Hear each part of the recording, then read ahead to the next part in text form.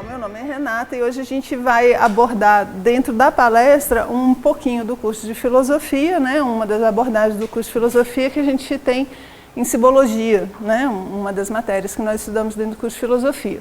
E a gente escolheu o feminino justamente em homenagem ao Dia da Mulher, né? Que é comemorado amanhã.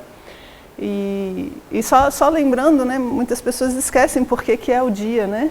O 8 de março. E muita gente acha que foi o dia que queimaram os sutiãs. Descobri isso esses dias. Tem nada a ver. Eu fui perguntar para o pessoal, por que o Dia da Mulher? Né? O pessoal assim não lembra, mas foi uma série de mulheres que trabalhavam na indústria, né? E foram assassinadas, queimadas, né? Vivas dentro da indústria. E aí ficou marcado como o Dia da Mulher pelo fato de serem mulheres, né? Todas. E terem morrido de uma forma assim tão drástica, né? E a gente quer comemorar, aproveitar, né, o Dia da Mulher para resgatar um pouco do feminino, não exatamente da visão feminista, né, mas da visão feminina. E a mitologia é uma excelente forma de fazer isso, ela permite que a gente fale muito do feminino. Eu vou fazer uma introdução sobre simbologia, que a gente sempre faz, né, quando vai falar de mitologia, para que a gente não fique muito com aquela ideia de que o mito é só uma historinha, né? E não é tão profundo quando a gente imagina. Então, falar um pouquinho do que é a mitologia. E aí eu vou trazer duas abordagens do feminino. Uma mais geral e a outra eu escolhi algumas deusas relacionadas às etapas da vida, para que a gente converse sobre a deusa e converse sobre as características da vida da mulher mesmo, né? Porque é impressionante, é muita coisa, né? Na hora feminina na mitologia, adorei o tema. Fui montar a palestra, quase morro. É muita coisa. Eu falei, gente, como é que eu vou juntar isso tudo aqui, né? Porque senão fica uma coxa de retalhos. Então, são muitas deusas, são muitas heroínas, né? São muitas figuras femininas, realmente, dentro da mitologia. E cortou o coração ter que escolher algumas. Mas, né, a vida é feita de escolhas mesmo. Então, eu trouxe algumas para a gente conversar hoje, tá bom? Eu vou fazer a apresentação como um todo e aí ao final a gente abre para as perguntas e depois nosso bate-papo ali fora, tá bom? Então, começando, sempre vale a pena falar um pouquinho dos símbolos, né? Porque nós temos muita ideia ainda da mitologia, dessas histórias como uma história quase inocente, digamos assim, né? Hoje em dia muita gente conta história mitológica para criança. E aí depois a criança tem pesadelo. Um dia uma amiga minha falou, nossa, meu filho não dorme. O que houve? Não, eu estou contando umas historinhas para ele dormir com o Teseu e o Minotauro. Eu falei, o bichinho não dorme. Ele deve ficar, né, pensando no Minotauro lá no meio do labirinto, porque principalmente para o infantil é uma realidade, né?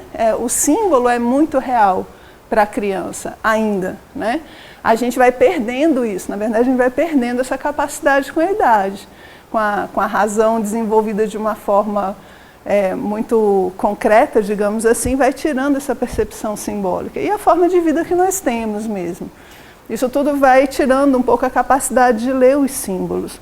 Mas as crianças têm isso muito forte. A gente vê como elas são sensíveis às histórias míticas, né? Então, só dando as dicas, a gente aconselha a falar de mito só depois dos 10, 14, tá? Criança, a gente fica com os contos de fada. Inclusive, eu vou conversar um pouquinho sobre eles com vocês, tá legal? Então, quando a gente fala de símbolo, a gente está falando de uma participação do homem na lógica da vida. Porque a vida, ela não é racional. Ou vocês acham que ela é racional? A vida é toda certinha? Ela vai, as coisas acontecem do jeitinho que você imagina? As coisas fazem sentido? Elas fariam sentido de forma simbólica. Não exatamente de uma forma racional. Quando a gente fala que a vida conversa com a gente não está falando de uma vida que conversa com a gente porque a gente escuta algo lá no ouvido, né? Senão isso daí pode dar até esquizofrenia, né? A vida não fala no ouvido da gente, a vida manda símbolos, né? Manda aquela pessoa bem chata para você desenvolver paciência, manda uma situação muito difícil para você desenvolver uma virtude, te tira alguma coisa que você ama muito para que você aprenda a dar valor às coisas, enfim. A vida ela é totalmente simbólica. E o homem, quando ele começa a trabalhar de forma correta os símbolos, ele começa a participar de uma lógica agora não racional, mas simbólica da vida, certo? Então, quando a gente estuda símbolos, o nosso maior objetivo é compreender a vida, não exatamente as histórias que a gente está estudando, né? Mas a vida, porque a vida usa símbolos muito parecidos com os mitos, tá legal? E isso é bem interessante. Então, esse homem simbólico participa e mantém a vida em várias dimensões, tanto na física, na energética, na emocional e também nessa concepção simbólica. Então, dentro disso, os símbolos, os mitos, eles são realidades, ok? Descritas, contadas através de símbolos. Tudo bem? A gente podia pegar tudo que um mito fala e escrever de forma racional, mas ia ficar muito chato. Ia ficar muito chato. E não ia dar o recado. Por quê? Porque os símbolos, eles dão mais conteúdo do que uma descrição racional. Ok? Se uma pessoa quiser convencer você de que ela ama você, o que ela precisa fazer? Um discurso? Atitudes, não é? Começa por mandar flores, né? Uma boa caixa de chocolate, não esquecer aniversário, essas coisas assim, né? São várias atitudes que são o quê? Símbolo do sentimento que essa pessoa tem pela gente, não é assim? Se ela chega e faz um discurso todinho que não é acompanhado de símbolos, não é acompanhado de atitudes simbólicas, a gente acha estranho. A gente fala, não, alguma coisa que não está batendo. Por quê? Porque o símbolo não está vindo. Aquela ação simbólica, aquela ação significativa, ela não está aparecendo. Tá? Platão, que é um dos grandes filósofos aí da história, que a gente também estuda, ele costumava falar que ele usava os mitos em momentos onde a razão não era o suficiente para compreender a realidade. É bem interessante. Ele fala assim, olha, agora eu vou usar um mito, por quê? Porque existem realidades muito profundas que a mente humana, a razão humana não concebe. Por isso eu vou usar símbolos, porque os símbolos conseguem passar essa realidade de forma mais profunda. Tá bom? Então, só para a gente ter uma ideia aí do que a gente estuda quando a gente está estudando mitologia, quando a gente está estudando simbologia. Realidades concretas, traduzidas, né, de forma simbólica. Isso aqui vai ser o mito. E aí, dentro dessa história, quando a gente fala do feminino, a gente está falando de realidades que existem dentro de homens como de mulheres. Né? Porque apesar de a gente falar do feminino, e hoje eu vou levar bem para o lado da mulher, né? A ideia é que nós temos a mulher, vai ter o masculino e o homem tem o feminino. Inclusive, a grande prova nossa, né, o grande aprendizado é unir essas duas polaridades dentro da gente. Então, o arquétipo feminino ou masculino, ele não quer dizer exatamente mulher e homem, porque dentro de todos nós vamos ter praticamente todos os arquétipos. Só que alguns nos tocam mais, alguns nós mostramos mais, nós vivenciamos mais, tá? Mas não é que não exista, porque senão a gente estaria falando que certas histórias foram feitas, né, para os homens e outros para as mulheres, e não funciona assim, porque o ser humano ele tem que alcançar essa unidade, tudo bem? E os mitos normalmente, quando falam do casamento, do viveram felizes para sempre, né? Por que eles viveram felizes para sempre? Porque eles chegaram à unidade interna, principalmente, ok? Então, toda vez que você vê um mito, você tem que imaginar que ele está falando de uma realidade, tanto para o homem quanto para a mulher. Tranquilo? Então, eu vou trazer, a primeira abordagem que eu vou trazer para vocês fala dos três mundos gregos, certo? Os gregos dividiam o homem em três partes. Né? O pessoal que faz o curso de filosofia, que já participou de outras palestras, já viu essa divisão, mas ela é fantástica para a gente compreender o feminino, dentro do simbólico e também dentro dos contos de fadas, né? Que eu comentei que ia trazer um pouquinho. Os gregos costumavam dividir o homem em três partes.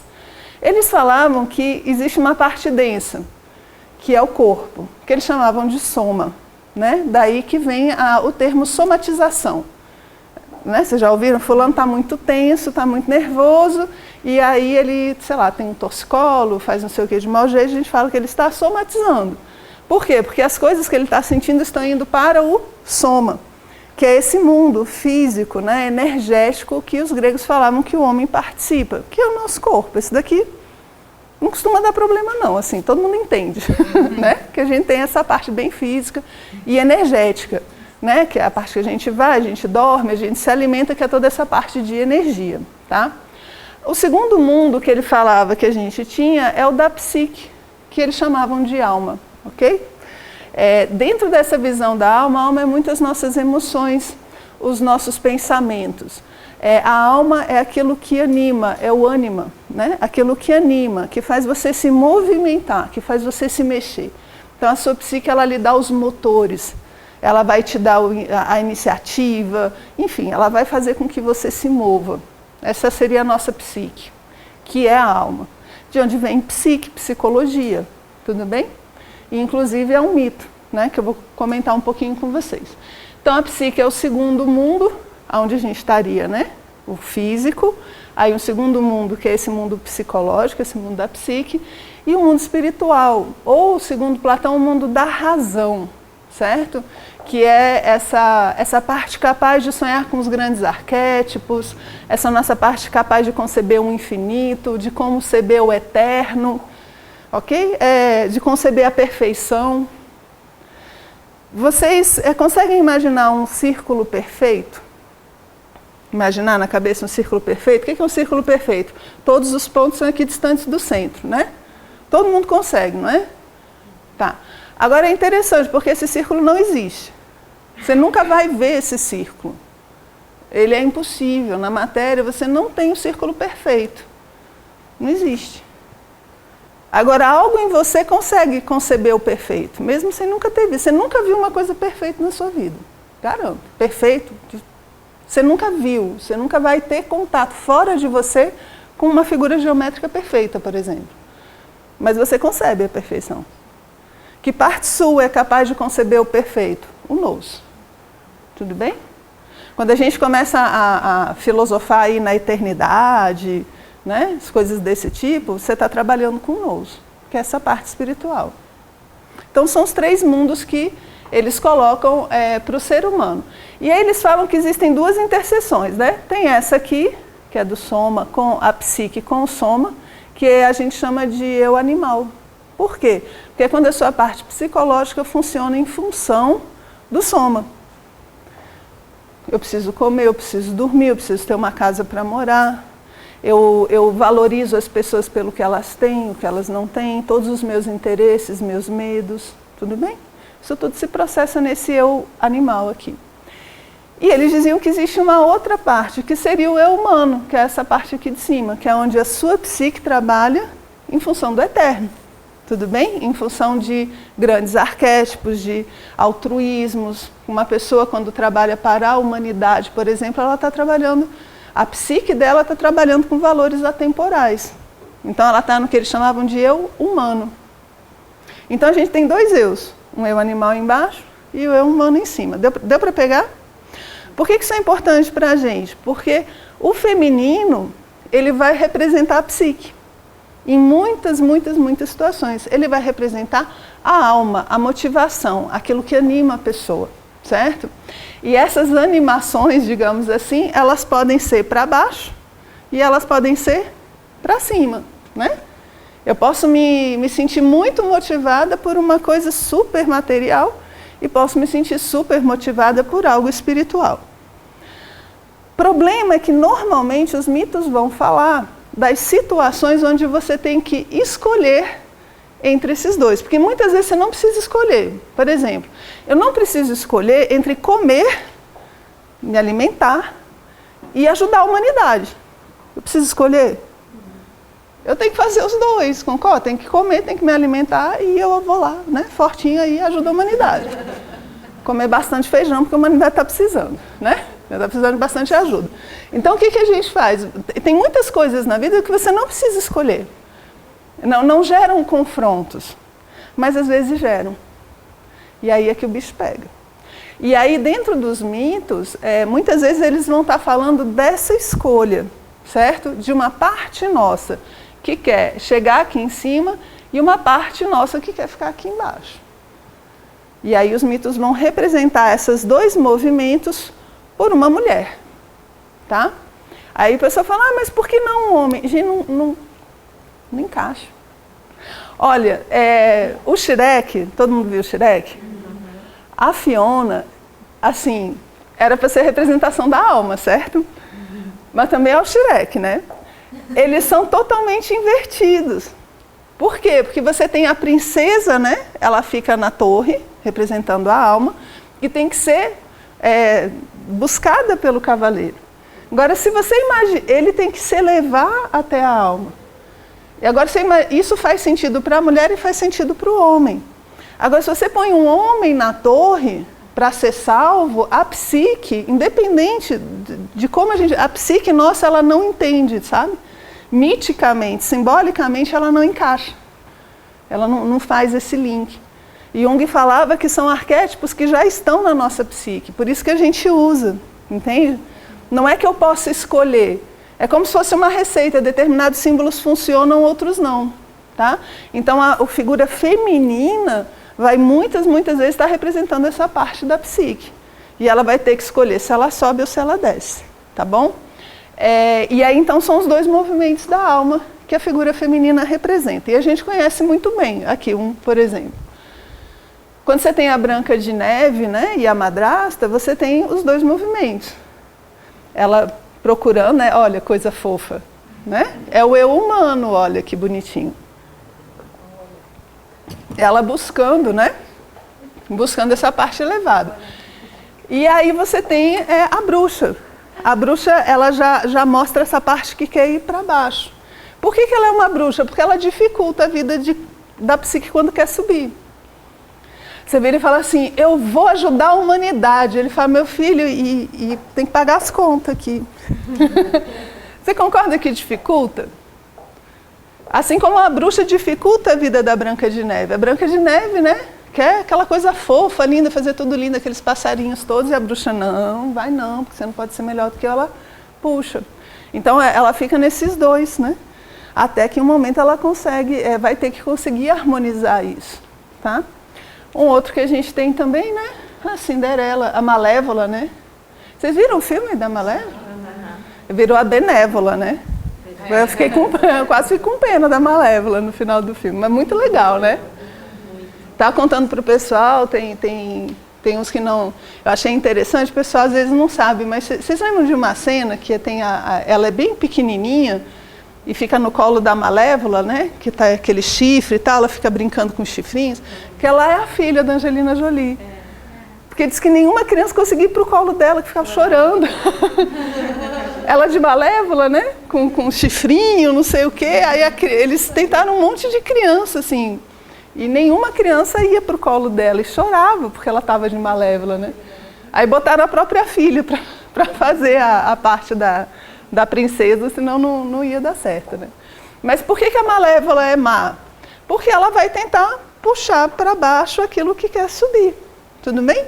Então essa problemática, ela vai ser constante na nossa vida. E toda vez que você tem que decidir entre algo elevado, né, e algo mais, digamos assim, egoísta, né, mais individualista, você está escolhendo se você vai ser a Branca de Neve ou se você vai ser a bruxa. Tudo bem? Agora, a bruxa tem lá seu papel, né? Porque se a vida fosse fácil, não tivesse prova nenhuma, né? Não tivesse ninguém puxando o tapete da gente para crescer, a gente também não crescia. Então, ela tem o seu papel, ela é essencial. E dentro disso, a gente tem a estrutura que muita gente conhece também, que é do Rei Arthur, né? Que é exatamente essa estrutura. Agora eu vou dar uma defendida na galera, né? Gente, o pessoal adora essa imagem. Aqui na Nova Acrópole é impressionante. O pessoal adora essa imagem. Eu vou contar uma coisa para vocês. Essa imagem é horrível. Ela é feia, muito feia. Por quê? Porque é a hora que a Guinevere trai o Rei Arthur com Lancelot. Olha a espada dele aqui embaixo, ó. Você já viu um cavaleiro largando a espada? Não pode. Pode não, mas ele largou, né? Porque traiu o rei.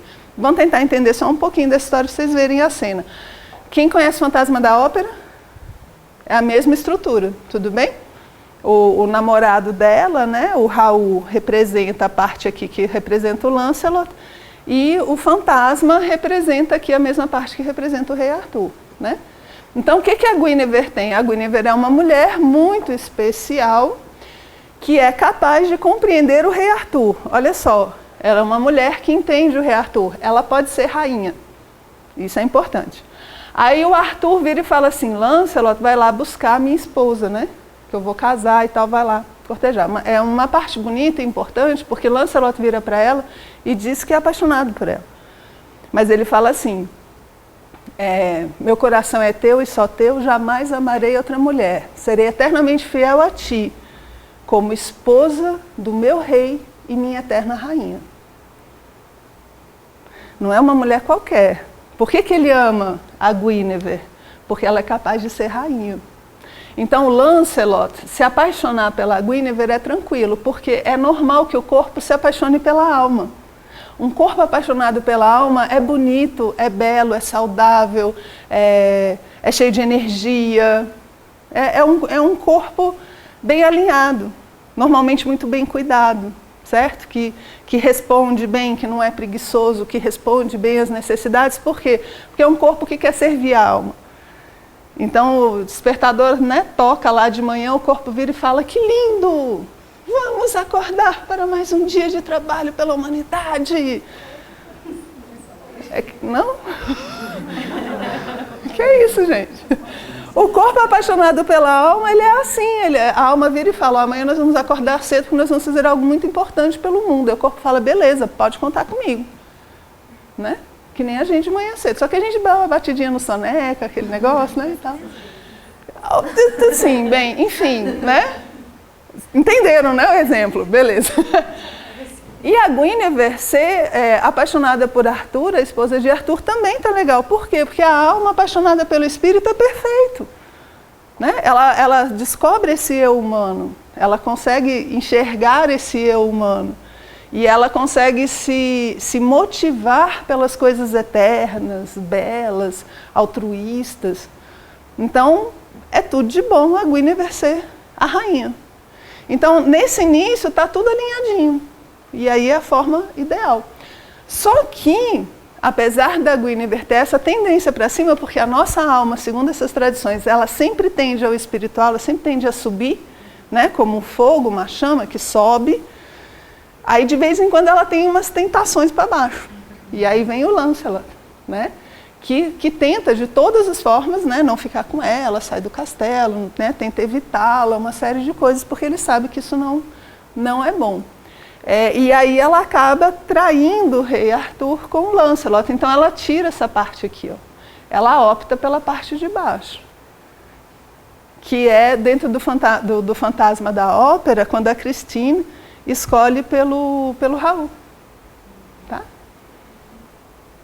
Mas esse daí é outra palestra, tá bom? Porque o pessoal adora o fantasma da ópera achando que ela fez uma excelente escolha, mas tudo bem. Isso é outra palestra, tá? Um dia eu dou essa palestra só para detonar. Eu dei essa palestra uma vez, aí tem a música, né? Do Raul cantando para ela. Né? E todo mundo adora aquela, eu vou te proteger, você nunca mais vai chorar, né? Eu vou secar suas lágrimas, você nunca mais vai ter problema nenhum na sua vida. Cá entre nós, né, gente? E aí a menina, ela terminou a palestra, ela virou para mim e falou assim, você acabou com o meu casamento. Eita, o que eu fiz? Ela falou, eu entrei na igreja com aquela música. Desculpa, eu não sabia. Eu não sabia. Mas ela deveria ter escolhido pelo fantasma, que é a representação da arte, da beleza e do eterno. Ela deveria ter escolhido pelo fantasma. Por isso que na lápide da Christine está escrito o quê? Cantora maravilhosa, internacional, que inspirou a humanidade? Não. Está lá. Mãe querida, esposa amada. Ponto. Porque ela optou por baixo. Ela não se tornou a artista que ela podia ser. Tudo bem? Então, aí é uma outra representação. Então, você vê o feminino sendo representado por uma mulher, tá? E tendo que escolher, então, entre a alma e entre as coisas, entre as coisas do espírito e as coisas do corpo, entre as coisas eternas e as coisas passageiras, entre milhares de coisas que a gente constantemente tem que escolher.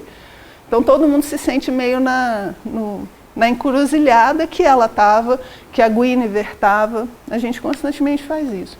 Jung falava que o Lancelot, e aí a dica, né, para os homens presentes, os três, diz que é um modelo, é um arquétipo masculino, é como se fosse o sonho material dentro da psique feminina, é o Lancelot. Ele é o modelo do cavaleiro terreno perfeito. Mas ele é terreno, mas ele é perfeito, ele é cavalheiresco, ele é fidedigno, ele é honesto, né? Ele é bonito, rico, solteiro, né? Tudo de bom. Então o Lancelot é esse arquétipo, certo? Masculino que existe dentro da psique feminina, tá? Tudo bem aqui, então isso é uma chave de interpretação. Toda vez que você vê uma história que tem uma mulher tendo que escolher entre dois homens, esse é o enredo. É só você ver quem está representando a parte material e quem está representando a parte espiritual. Agora, cuidado, porque a parte material se apresenta bonitinha, cheirosa, né? Arrumadinha. Por quê? Porque a gente gosta. E o espiritual se apresenta como o quê? Normalmente como algo que nos exige muito, parece às vezes até um fantasma, né? Ou então nos exige muito como um rei exige, tá? Então o espiritual é mais exigente. Então você vê essas características na história e você está perante esse esquema mítico, esse aspecto simbólico do feminino. Tranquilo aqui? Então essa é uma das chaves que a gente tem e os contos de fada trabalham bastante com isso, tá? Eu fico muito feliz porque então nós podemos ficar tranquilos que toda mulher tem dois homens correndo atrás dela. Porque não é uma representação nossa, então todos nós temos dois, tem uma parte espiritual e uma parte material correndo atrás da gente, tá? Não pode entrar naquela de ninguém me ama, ninguém me quer. Então vamos lá. A próxima chave então que eu vou apresentar para vocês, eu vou pegar da mitologia grega, certo? E aí, essa parte, quem tiver interesse, a gente tem esse livro, tem só 3, tá? Porque ele é edição esgotada. Tem 3, tinha 4, esse é meu. Aqui na nossa livraria, certo? Então, uma parte do que eu vou falar aqui tem nesse livro, tá bom? Foi baseada nesse livro. A Deusa Interior. Tá bom? Então, vamos lá. Os mitos gregos, né, quando a gente vai falar dos deuses do Olimpo, são 12 deuses do Olimpo, cada um representando um aspecto. Toda essa história que a gente conhece da mitologia grega, ela vem de uma época que a gente chama da Grécia Arcaica, que é mais ou menos aí século VIII a.C., ok? Que é quando Homero e Hesíodo vão escrever suas obras, trazendo a história dos mitos. Os olimpianos, como é que o universo foi feito, Uranos, enfim. A maioria das histórias que a gente conhece de mitologia foram escritas aí 800 a.C., tá? E elas têm uma sabedoria fantástica dentro delas. E aí agora a gente trabalha com uma ideia de arquétipos. Okay? Arquétipo é um termo muito popularizado pela obra de Jung. O arquétipo ele é um modelo perfeito, ok? Então, como modelo perfeito, ele não serve como meta em si, ele serve como guia. Por exemplo, se você quiser ir para o porto, se você quiser sair de um porto e ir para outro, você pode usar as estrelas, correto? Porque as estrelas vão me dar direcionamento. Eu não quero chegar na estrela em si, mas sem ela eu não chego. Esse é o arquétipo, ele é perfeito, ele é celeste, né? Ele é acima. Não quer dizer que você necessariamente vai chegar nele, porque ele é perfeito. E Platão já falava que a perfeição não pertence ao mundo, ela é do mundo das ideias. Né? A perfeição ela não é terrestre, a perfeição é celeste. Você entende, você imagina um círculo perfeito, mas você nunca vai vê-lo, porque o círculo perfeito ele é celeste, ele não é terrestre. E esses arquétipos funcionariam de forma similar. Tudo bem? Eles são modelos que vão estar lá, não que você vai ser perfeito como modelo, mas você precisa do modelo para chegar aonde você quer. Tudo bem? Então a gente pode imaginar ele como lá na frente, ele vai dando um direcionamento, ou imaginar ele como uma estrela que vai me guiando para chegar aonde eu quero chegar. E dentro disso a gente vai ter diversos arquétipos femininos e masculinos dentro da mitologia. E eu escolhi 4 que costumam se relacionar com as idades, certo? E o que seria interessante nós aprendermos na adolescência, na juventude, na vida adulta e na maturidade. É uma divisão em 4 etapas, certo? Então, dentro de cada etapa, o ser humano teria algo específico a aprender. E dentro desse aprender, e agora a gente está falando bem do arquétipo feminino, certo? Ele teria 4 etapas. Na primeira etapa da vida, a gente aprenderia a amar. Para a mulher, o amar é muito importante. Para o homem também é muito importante. Eu ouvi uma frase uma vez que eu achei interessante. Ele comparando, né, como se fosse assim, a mulher faz do amor o sentido de sua vida. E o homem faz do amor parte da sua vida. Os dois são importantes, mas são visões diferentes, certo? Os dois são importantes. Ninguém pode dizer que não precisa compreender o amor e o amar, né? Mas são vistos de formas diferentes. Então, a vida feminina começaria pela possibilidade de aprender a amar. Depois a gente aprenderia a aprender, ok? Que é aprender as coisas, aprender a discernir, aprender a viver. Depois eu aprenderia a educar, eu vou ensinar aquilo que eu aprendi. Vou educar as pessoas. E no final da vida, na maturidade, eu vou sintetizar isso tudo, eu vou unir isso tudo e ter uma grande síntese da minha existência. Então são 4 etapas, tudo bem? E cada etapa pode ser representada por um arquétipo, que é uma deusa. E aí tem as deusas aqui do lado, né? Afrodite, para representar o amor, a deusa do amor.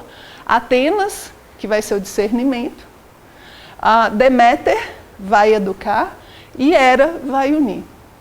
As 2 primeiras são mais conhecidas, né? Deméter e Hera a gente também vai dar uma olhadinha, o pessoal costuma não ter tanto contato. Então são arquétipos, tudo bem? Não quer dizer que você vai ser igual, ela vai ter símbolos, ela vai dar formas, ela vai dar ideias, né, como símbolos, e a gente consegue colocar isso dentro de uma etapa nossa e dentro de uma necessidade nossa. Vamos lá, então? E segundo Jung, esses arquétipos, eles estão presentes na psique desde a infância, né? Desde a infância. É como se fossem modelos que vão... Vai ficar feio, mas né? Modelos que vão modelando, né?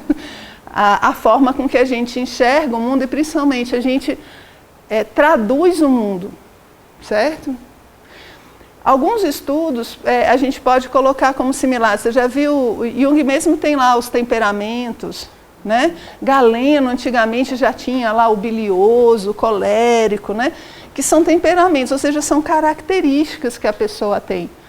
E ela já vem, isso vai aflorando durante a vida. E os arquétipos seria mais ou menos isso, é como se em determinada época da vida esse arquétipo tivesse que estar mais presente. Se ele não estiver de forma positiva, por isso que é importante compreendê-lo, ele vai estar de forma negativa. Então ele pode gerar sombras, ele pode dar muito problema, ao invés de você desenvolver a parte positiva. Tá legal? Então vamos falar um pouquinho de Afrodite. Aí agora então falar do feminino, dentro da mitologia grega especificamente, a partir dessas 4 deusas. Tá? Então Afrodite, né, deusa da beleza, do amor e da entrega. A pobre da Afrodite, Vênus, né? Ô, bichinha mal compreendida. Eu acho que alguém tão incompreendido quanto Vênus são os epicuristas, né? Que o pessoal fica, os epicuristas, o prazer, né? Uma coisa assim muito sensual, né? Muito volátil. Não entra com a ideia. Eu me recuso a acreditar que uma deusa vai só representar as coisas mais materiais. Uma deusa, ela tem por objetivo dar justamente esse arquétipo, né? Então o amor de Vênus, ele vai ser o amor da entrega. Ela é a protetora do amor desinteressado. Não como a gente coloca hoje, tem a ideia hoje só desse amor sensual. E a gente acaba fazendo com que a Afrodite seja associada mais à sensualidade do que o amor em si. todo mundo aqui, não vou pedir para levantar a mão, porque eu tenho certeza que todo mundo vai, todo mundo aqui já amou ou ama. Isso é sensual, esse amor que você sente? É só você imaginar alguém que você ama de fato. E você vai ver que você não define o amor pelo sensual. O sensual participa do amor, tá? Mas você não define o amor pelo sensual. Porque são coisas distintas. Você pode ser sensual, ter desejo, ter atração e não ter amor. Inclusive cada vez mais comum, que é justamente a ausência da deusa. Quando a deusa se torna ausente, você tem para o feminino algo muito complicado, que é o sexo sem amor. Que para a psique masculina já não é tão complicado assim, mas para a feminina é. A ausência da deusa faz com que você se entregue ao sensualismo sem amor. E isso profana o ato do amor. Por isso que as sacerdotisas de Vênus ensinavam os adolescentes a amar. Aí o pessoal acha que é educação sexual, que é o que a gente tem hoje, né, no colégio. Educação sexual não era isso. Isso fazia parte. Agora, olha só que legal, que interessante. Um lugar onde você aprendia a amar e você tinha tudo relacionado ao amor ensinado por um sacerdote, por uma sacerdotisa. Uma visão completamente diferente da que a gente tem hoje, certo? Então, as sacerdotisas ensinavam o amor e tudo que se relaciona ao amor. E não a educação sexual como a gente imagina hoje. Então, os adolescentes eram ensinados nos templos, e muitos nos templos de Vênus, né? Então ela vai ser aqui protetora do amor desinteressado. E ela nasce, segundo a tradição, das ondas do mar, né? Da espuma e das ondas do mar, e ela nasce nua. Por quê? Porque ela não precisa de nada além de sua própria luz. Ela não precisa de vestimentas, né? Então o amor nasce puro, nasce completamente visível aqui nas conchas do mar. Dia 19, a gente está na cultura, e aí eu vou falar desses quadros de Botticelli, então não vou falar agora para vocês irem. Aí eu vou explicar direitinho quem é esse cidadão que está soprando, mas só lá, aqui eu não vou explicar não. E aqui a gente tem uma pintura de Tiziano, né, que é renascentista, que fala do amor sagrado e do amor profano. Quem vocês acham que é o amor profano desse quadro? Quem é o profano? Temos uma opção, duas opções, três opções. O profano é o vestido. Porque ele se cobre. O amor sagrado, ele se mostra. Por isso que muitas estátuas gregas eram sempre nuas, né? Os deuses nus. A gente tem assistência social aqui, eu sempre gosto dessa história, a gente tem assistência social aqui, né? E aí as crianças um dia estavam rindo, eu fui ver o que era, né? Aí eles estavam vendo uma revista da Nova Acrópole, aí tinha Davi, de Michelangelo. E elas, tia, ele tá pelado. Aí um dia eles viraram para mim e falaram assim, tia, teve um dia que a gente chegou aqui e tinha um monte de homem pelado pendurado aqui. Que era o dia da arte. E a gente colocou um monte de estátua grega, né? Uns banners de estátua grega, né? Uma Vênus de Milo e tal. E a criançada, tá tudo pelado, tia, tudo pelado. O que você não tem, entende? É o se mostrar. Então aqui o amor profano é o vestido. Ele se esconde, ele está na matéria, né? Ele já usa vestes, ele já se esconde, ok? E o amor sagrado, ele já se mostra. Então aí é a figura nua, justamente, aqui. A figura nua representando o amor sagrado, ok?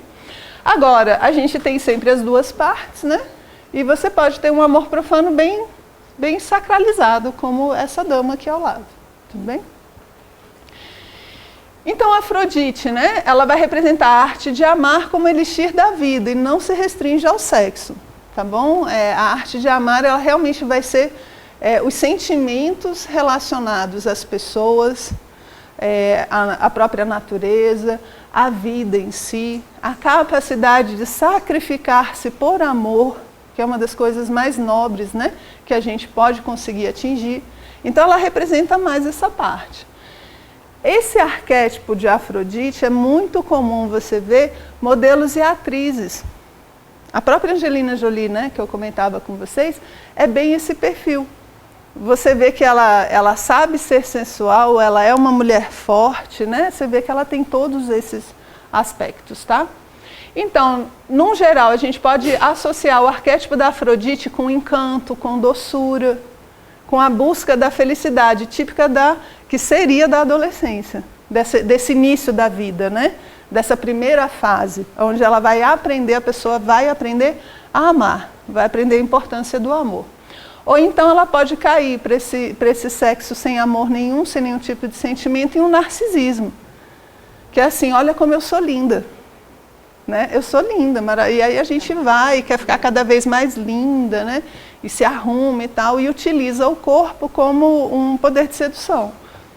Ao invés da capacidade de amar, seduzir as pessoas, porque você já viu uma pessoa que ama como ela é sedutora? Todo mundo quer ficar perto dela, não é? As pessoas que amam, que têm essa pureza, todo mundo quer ficar junto, não tem como, é sedutor. Mas se você não tem isso, o que eu faço? Eu compenso. Eu vou tentar compensar seduzindo pelo sensualismo, que aí é a ausência da deusa. Tá bom? Aí é o lado sombra. Aí é o lado sombra. Aí é o lado sombra. A pessoa se acha muito linda, muito sensual, muito sedutora e utiliza isso para manipular. Tá? Aí é o lado sombra do arquétipo da deusa Afrodite. Tranquilo, então? Primeiro arquétipo aqui. Então, na adolescência, a gente estaria aprendendo a amar, e aí o arquétipo é a deusa. Tudo bem? A deusa Afrodite, ela é casada com o único deus feio da mitologia grega, que é Hefestos. Todos os deuses gregos são lindos, menos Hefestos. Hefestos é feio, ele é coxo, ele não é bonito, ele é um deus feio. E ela é casada com ele. A deusa mais linda do Olimpo é casada com um deus feio. Por quê? Porque todos têm que ter o amor presente. Ela não podia ser casada com um gatinho, entendeu? Porque não dava, não combinava.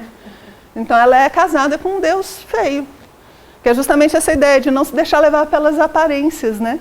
Então ela que é linda, ela casa com um deus que não é lindo, que não é bonito. Por quê? Porque ela ama aquela capacidade de Hefestos, não a aparência de Hefestos. Para você ver como a gente tem que entender um pouquinho mais do mito, né? Saber um pouquinho mais das características, senão a gente fica com uma ideia assim, muito superficial, tá? A juventude, aí a gente vai aprender, e aí a deusa é Atenas, a deusa da guerra, né?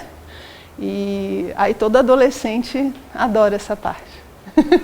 Né? Deusa da guerra, vamos brigar, né? Não, nada disso. É Atenas, não é Ares, né? Ares que é o deus da guerra física, dessa batalha, né?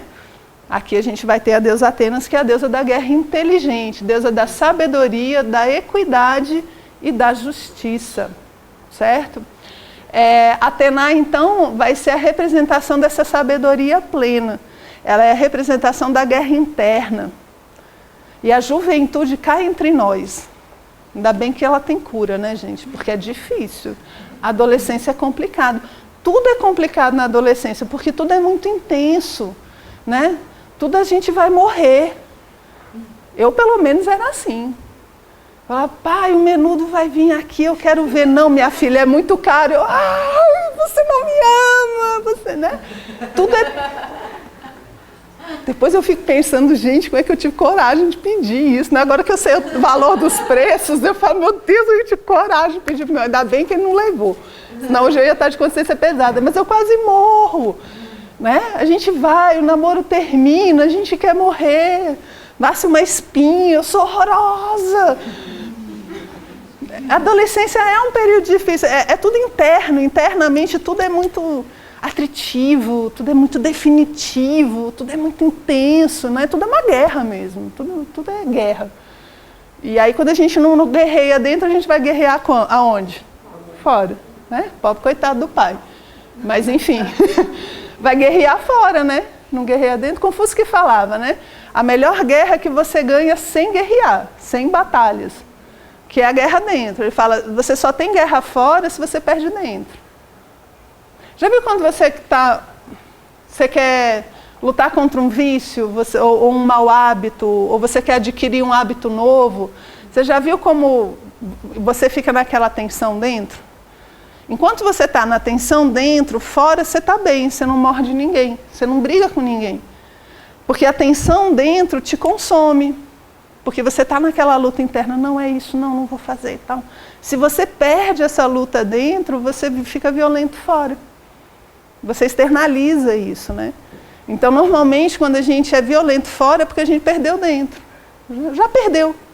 Então, quando alguém briga com a gente, grita com a gente tem que olhar e falar assim, perdeu. E quando a gente grita com o outro, perde a paciência com o outro, gente, olha e fala, já perdi. Por quê? Porque o fato de eu ter essa atitude externa já demonstra que Atenas está ausente. Internamente eu já perdi essa guerra, tudo bem? Atenas, então, ela vai ser representação dessa guerra interior, e por isso ela leva a sabedoria. Áries não leva sabedoria, tá? Atenas leva, tudo bem? Então, protetora da verdade e da justiça. Ela é filha de Zeus, que é o grande senhor do Olimpo, com Metis, né, que é a prudência. E diz que ela nasce da cabeça do pai. Diz que Zeus tinha uma enorme dor de cabeça. E um dia, né, Hefestos abre a cabeça dele e nasce Atenas. Grande já, né, já armada e pronta e preparada para a guerra, certo? Aí eu lembro de uma propaganda do Sonridor. Eu estou terrível hoje. Gente, desculpa. Vocês viram uma propaganda do Sonridor? Que era um cara que ficava com uma britadeira na cabeça? Você lembra? Eu ficava pensando, é Zeus dando nascimento a Atenas. Porque diz que a dor de cabeça era horrorosa. E um dia nasce Atenas, né? E por que ela nasce da cabeça? Porque ela é a inteligência, ela é o discernimento. Ela nasce da cabeça do Deus, certo? E ela já nasce pronta, já nasce adulta. Então, ela é inimiga da injustiça e toda manifestação de ódio ou vingança.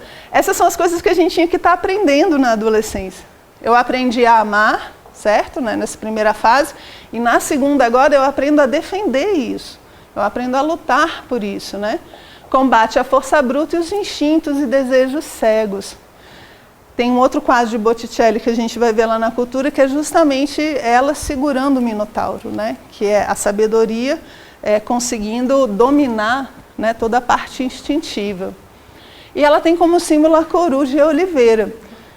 A coruja, por ser um animal que vê no escuro, vê longe, né, tem uma boa visão e tal. E eu gosto muito do símbolo da oliveira, que é associada à deusa, né?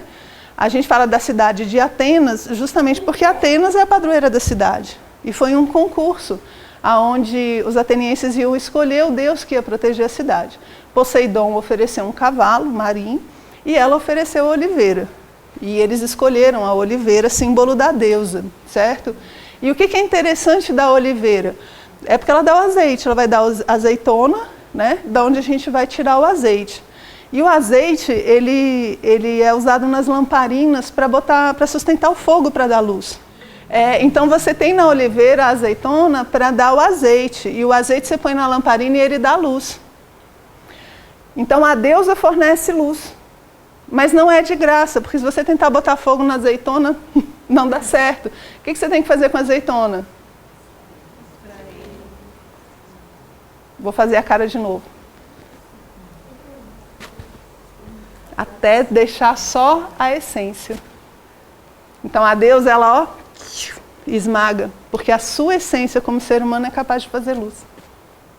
Ok? Essa é a deusa. A gente vai ali no Extra e compra, né? Andorinha, né? Mais tranquilo. Mas é isso, né? O símbolo do azeite é esse. Se você esmagar tudo que é superficial, vai ficar só a sua essência. E a sua essência gera luz. E isso a deusa te dá uma planta que pode dar isso para você, desde que você saiba tirar a essência das coisas. E tirar a essência das coisas é o quê? Discernimento, inteligência. Essa guerra interna que a gente está fazendo, né? E essa imagem, ela é maravilhosa, né? Fantástica. Não, ela eu vou falar no finalzinho, deixa eu ver os outros dois ali. Então ela vai ser a combatividade controlada pelo discernimento. Internamente, a gente está numa batalha, numa guerra, mas como ela é do discernimento, certo? Ela não vai precisar se converter numa guerra externa. vão ser as oportunidades que a gente vai ter, que a gente tem que aproveitar para desenvolver o discernimento. Tá legal? E ela vai ser a protetora dos heróis. Muitos dos heróis que a gente tem na mitologia tem ela como guia.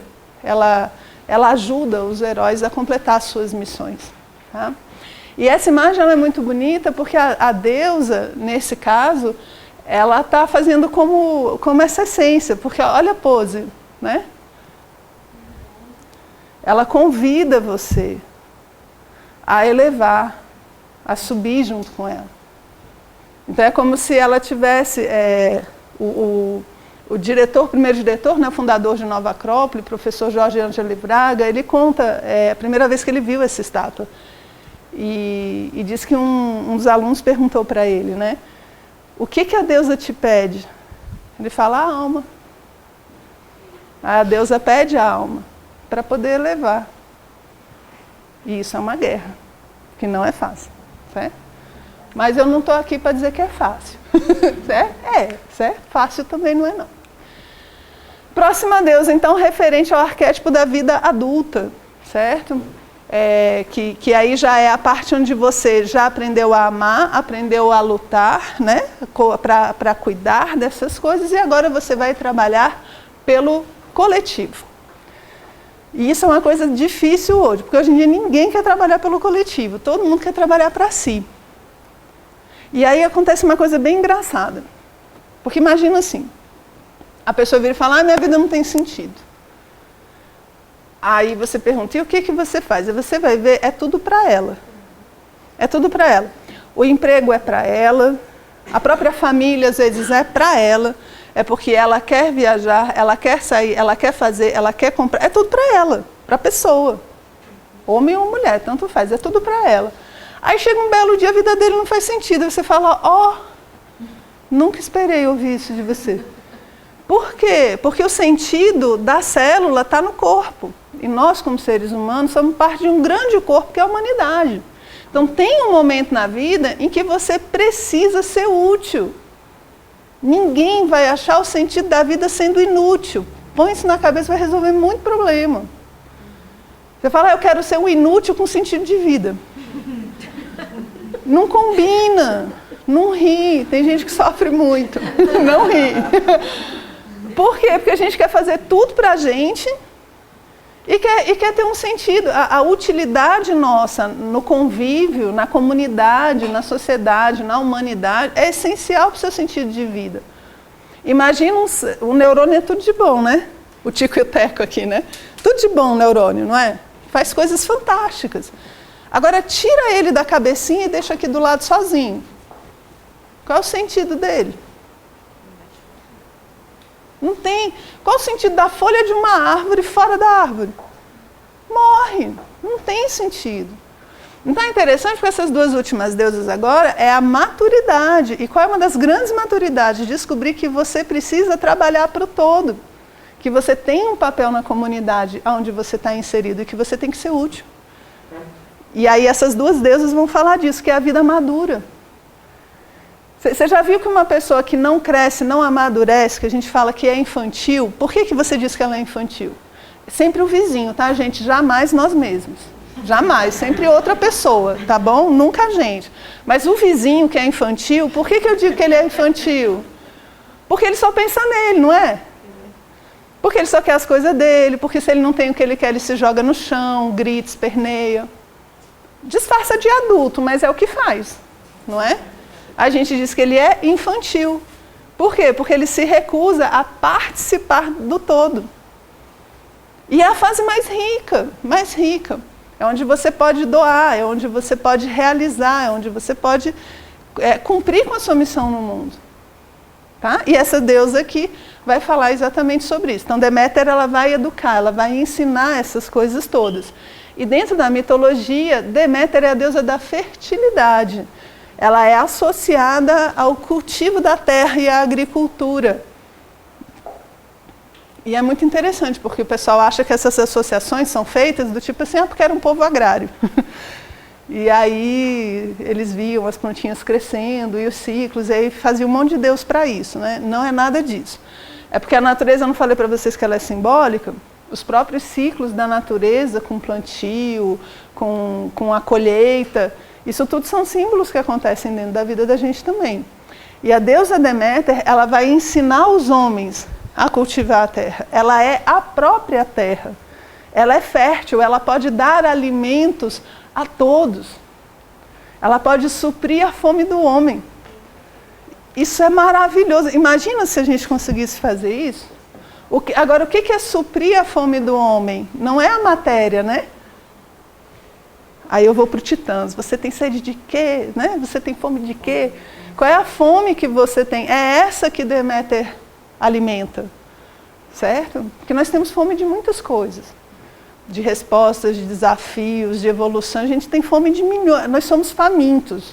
Na minha opinião, nós somos uma civilização de famintos. E Deméter pode nos saciar, porque ela dá alimento, tá? Então ela é a deusa da agricultura, da construção social, ou seja, ela vai proteger a família como célula da sociedade, e ela vai apoiar o julgamento dos mortos. Ela dá a vida, ela faz os dois papéis. Ela dá a vida, né, desse lado, e na morte ela ajuda no seu julgamento. Por quê? Porque foi ela que te alimentou em vida. Agora você vai ter que prestar conta, tá? Achou que foi de graça? Né? Você tem os dois lados e ela vai estar, então, nesses dois aspectos. Eu vou dar uma comparada de Deméter com Gaia. Só para a gente ter uma noção, Gaia é uma deusa primordial, que a gente chama, né? Lá da primeira geração dos deuses gregos, que é a terra sem cultivo, né? No início, diz que Gaia ela foi fecundada por Uranus durante muitos anos e teve muitos filhos. Ela não aguentava mais ter filhos, porque ela é essa fertilidade excessiva. Tudo que toca nela, você não precisa fazer esforço, né? Só que Deméter não. Deméter ela exige o trabalho, ela exige o cultivo da terra.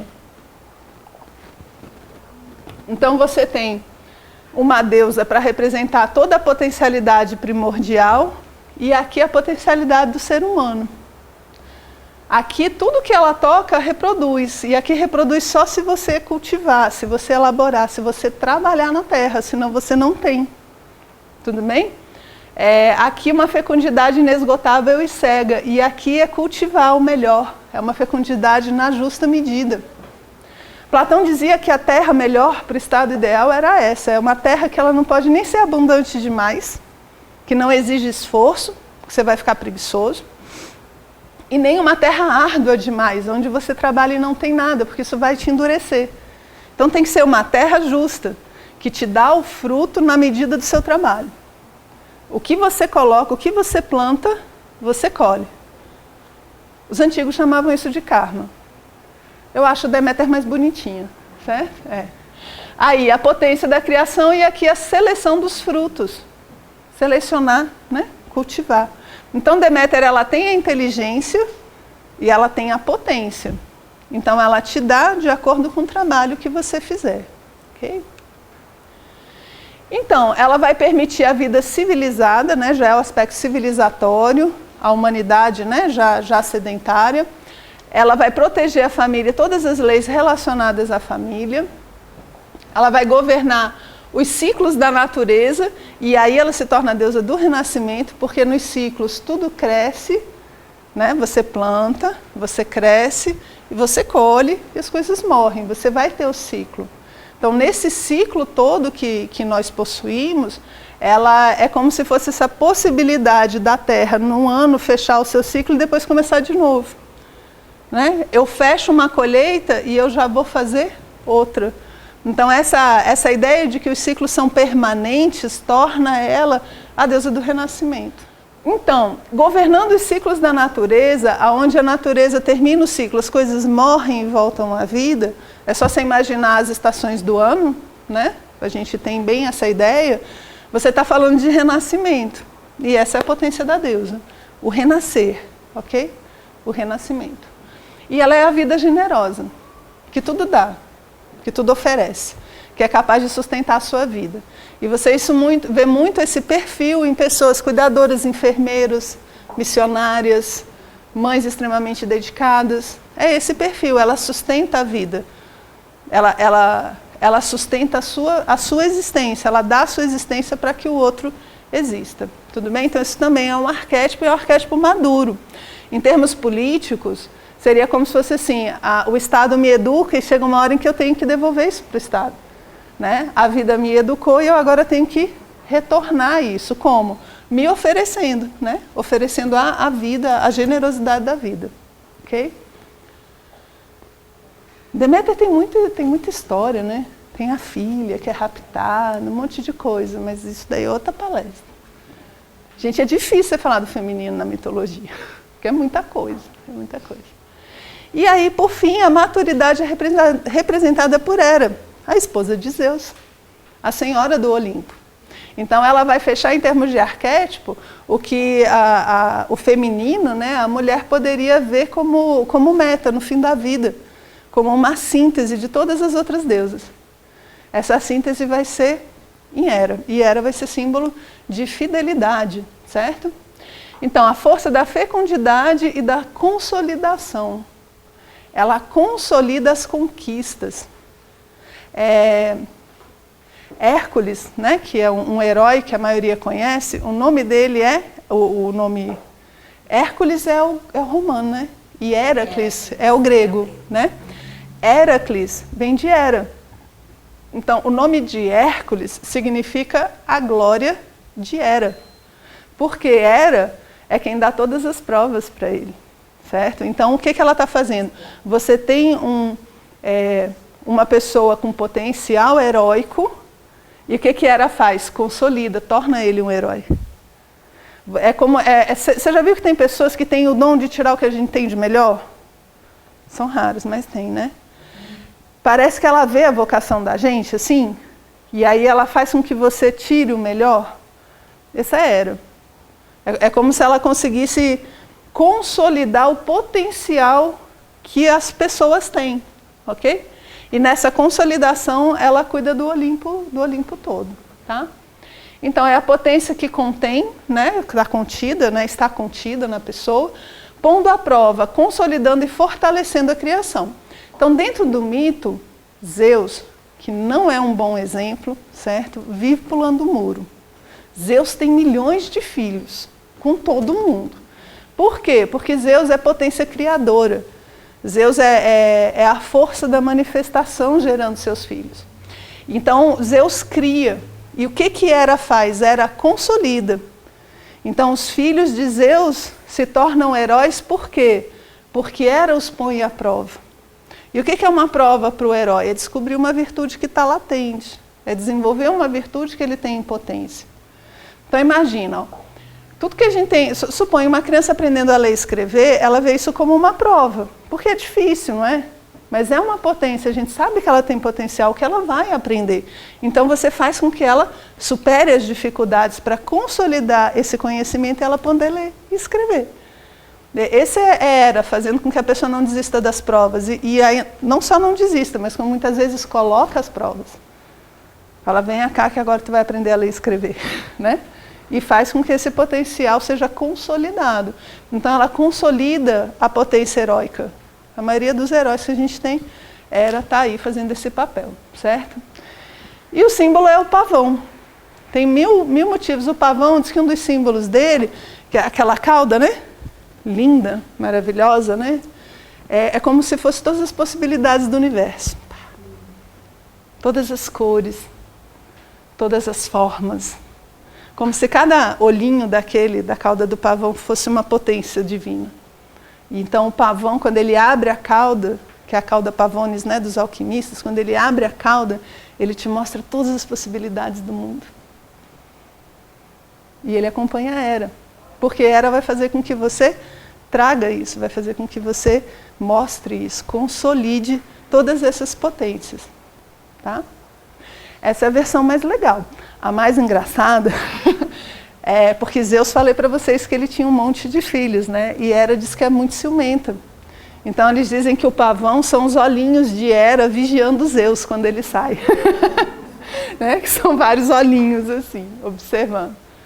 Mas a gente pega esse simbolismo do pavão como as possibilidades do universo, porque ele vai bater junto com o símbolo da alquimia medieval também.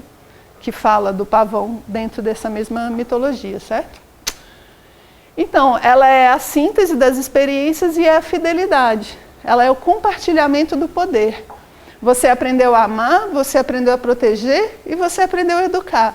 E agora você compartilha esse poder com as pessoas, certo?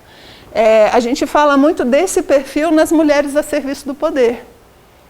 Grandes mulheres, grandes estadistas, né? Uma Merkel, que você tem na Alemanha, uma Rainha Vitória, uma Rainha Elizabeth, tudo bem? São mulheres a serviço do Estado, onde elas compartilham as coisas. Esse é o perfil de Hera. É como se a gente, no final, tivesse que sintetizar o poder da rainha dentro da gente, certo? E aí, então, ela vai, né, afrontar as provas, vencer os desgastes do tempo, porque ela está no final do ciclo, né? Está nesse finalzinho. E ela vai ser representada muito aqui pelas rainhas, tudo bem? E aí a gente tem as quatro deusas, então, representando. Eu escolhi as 4 justamente para a gente poder fazer um paralelo com a nossa vida. Para a gente ver que a simbologia ela vai ser muito prática, ela representa coisas muito reais para a gente. Quando a gente fala da necessidade da mulher aprender a amar, aprender a educar, aprender a proteger, isso faz todo sentido dentro de uma psique feminina. E isso já está montado, digamos assim, modelado dentro dessas deusas, justamente para que a gente tenha contato com esse arquétipo. Não quer dizer que a gente vai ficar igualzinho, mas quer dizer que a gente tem um modelo, tudo bem? Que no momento, quando a gente olha na nossa vida, você vai ver que muitas mulheres estão na fase de Afrodite, estão na fase de Deméter, você enxerga isso. E às vezes são momentos, né, onde esse arquétipo se apresenta. Às vezes a pessoa numa situação de vida, você vê ela encarnando Deméter todinha. Ela dá a vida para todo mundo, é impressionante isso. Né? Tem horas que você vê ela poderosa, firme, né, lutando pelo bem do todo ali, estadista de tudo. Então a gente, normalmente tem uma deusa que a gente apresenta mais, digamos assim. Mas dependendo dos momentos da vida, você pode enxergar todos esses arquétipos acontecendo, né? E aí era então sustentação da criação e a validação do que é correto. Então ela como síntese, no final, ela vai dar energia para tudo que você fez de correto. Tudo aquilo que você fez, né, positivamente, tudo ela vai concretizar. Por isso que ela é a síntese das demais. Tudo bem? E aí, obviamente, a gente pergunta, né, e a gente? Qual é a nossa deusa hoje, né? O negócio é complicado, gente. Não é fácil. Mas também, assim, se fosse muito fácil, era muito chato, né? É difícil, mas qual é a problemática maior que a gente tem? Não é o excesso de papéis, certo? Porque são papéis. Cada mãozinha aqui é um papel, tá bom? A dificuldade não é exatamente dos papéis em si, é da essência. Nosso problema não é na aparência. Nosso problema é sempre na essência.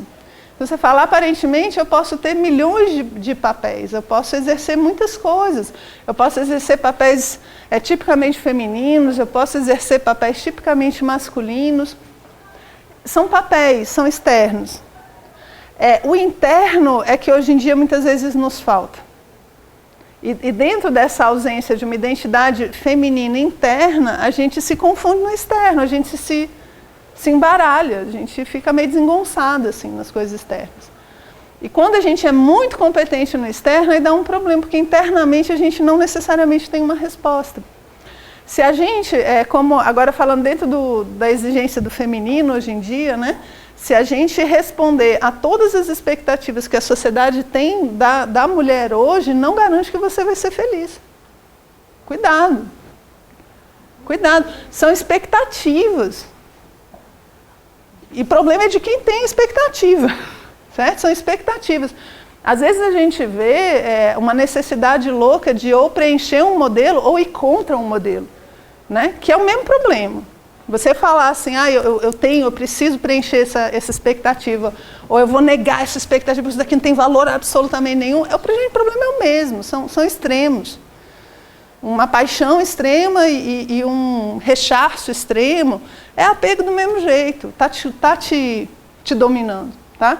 Então, hoje em dia, existem várias expectativas. E o que a gente nota hoje? Que a gente preenche as expectativas, mas não encontra as deusas. Entende? A gente preenche as expectativas. A maioria das mulheres que eu conheço conseguem preencher, são mulheres de sucesso, têm sua família, cuidam dos filhos, marido, executivo, não sei o quê. Você vê que ela preenche os papéis, mas ela não encontra a deusa. E aí fica vazio dentro. Porque preencher um papel fora não quer dizer que você encontrou a deusa dentro. Você pode ser super competente fora. Isso não quer dizer que você encontrou aquele arquétipo da Afrodite, que é capaz de amar sem interesse. O fato de você ter uma família não quer dizer que você seja Deméter. Entende? São papéis, mas você encontrar Deméter é muito mais profundo. Não é só preencher um papel. Não é só ter uma família para se doar. Não, porque tem muita gente que tem e continua com um vazio enorme. Esses símbolos, eles preenchem a gente, entende? É um preenchimento interno que o símbolo faz, por isso é forte. Por isso é atemporal, por isso eu posso falar de Deméter para vocês hoje, 2.800 anos. E ela ainda faz sentido para a gente. Por quê? Porque ela é atemporal, está falando de uma realidade nossa. Então, assim, qual é a beleza da mitologia? Justamente falar desse atemporal, né? E aí a gente pode, dentro de todos os papéis que nós temos como possibilidades, vocês podem escolher o que quiserem. Mas não deixem de procurar a deusa, porque os papéis em si não vão trazer esse mistério. A busca desse mistério, desse arquétipo, ele se processa num outro nível. É Atenas com essa guerra interna. Tudo bem? Então, hoje em dia, o que eu coloco? Eu podia falar milhões de coisas da mulher hoje, né? Mas o que eu queria deixar como mensagem, como sugestão, né? É procurar as deusas, é procurar esses arquétipos femininos, que falam muito para a parte feminina nossa, aonde você pode encontrar muito mais realização do que se você estiver simplesmente preenchendo expectativas sociais. Cuidado, você vai preencher ou não, porque se eu falo, eu também não vou preencher nada, essa sociedade que se exploda, também não vai dar resposta nenhuma. Vai dar o mesmo problema, entende? Não é nem preencher, nem se rebelar para não preencher. É procurar a essência. E ela vai estar em outro lugar, ela não vai estar em nenhum desses dois extremos. Tudo bem? E aí a gente encontra respostas para a vida. Com certeza aí a gente começa a encontrar. E obviamente eu não podia deixar de dizer, porque a gente estuda isso tudo no curso de filosofia, né? E aí fica o convite para quem quiser conhecer mais dessa busca, porque o que eu estou apresentando para vocês é uma visão filosófica da mitologia, tudo bem? Tem quem concorde, tem quem não concorde. Eu estou apresentando para vocês uma visão filosófica da mitologia, porque é uma forma de resgatar o estudo correto dos símbolos, que a gente perdeu, né? Os símbolos, os mitos ficaram muito historinha e tal, e o pessoal não leva muito a sério. Então uma palestra como essa é para mostrar, olha só a riqueza de coisas que a gente tem pronto, que a humanidade, a tradição já trouxe, que a gente pode utilizar de forma filosófica, certo? Por isso que então faço convite para quem ainda não é aluno,